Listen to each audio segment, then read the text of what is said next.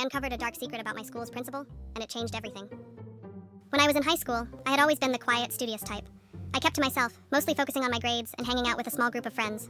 Everything seemed normal, until I started to notice some weird things about our school's principal, Mr. Walker. He was the kind of principal who always seemed too perfect, too polished. He was well liked by the students and teachers, always making motivational speeches about success and school spirit. But something about him always rubbed me the wrong way.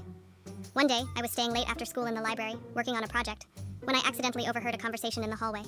It was between Mr. Walker and the vice principal, Mrs. Daniels. They were talking in hushed voices, but I could make out enough to know that something wasn't right. They mentioned a deal and the next payment. My ears perked up.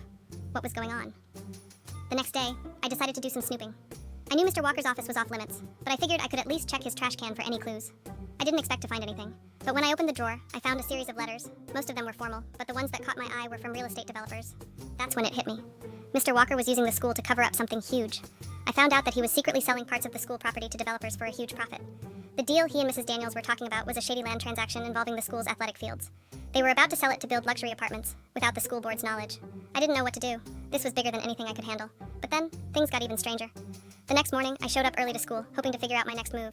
As I walked toward the entrance, I noticed Mr. Walker's car was already in the parking lot. But as I got closer, I saw something shocking. He was meeting with someone, in the parking lot in broad daylight. But it wasn't just a random developer. Number it was the mayor of our town, and they were handing over envelopes full of cash. It was happening. The deal was going down, and no one had any idea. I froze. I couldn't believe what I was seeing. Mr. Walker, our perfect polished principal, slipping an envelope into the hands of the mayor like they were part of some small-town mafia. My instincts screamed at me to get out of there, but I took out my phone and snapped a photo, hands trembling, heart pounding. I skipped first period and went straight to the journalism classroom. I knew if anyone could help, it was Maya, the editor of the school paper and someone I trusted more than anyone. We uploaded the photo to a private drive, and I showed her the letters I'd found. Her eyes widened. This is corruption, she whispered. Like, real, actual corruption. Together, we drafted an anonymous tip and sent it, with evidence, to the local news outlet, the school board, and a few activist groups in the area. For the next few days, nothing happened. Mr. Walker carried on with his fake smiles and morning announcements. Mrs. Daniels was still trailing behind him like a loyal shadow, and I walked the halls like a ghost, wondering if I'd just painted a target on my back. Then, everything exploded. The story hit the local news first.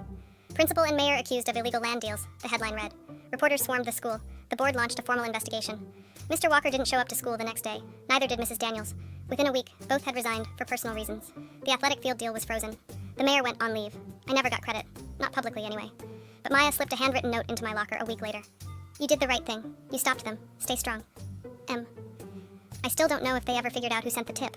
And part of me wonders if I really got away with it. Sometimes I feel like someone's watching.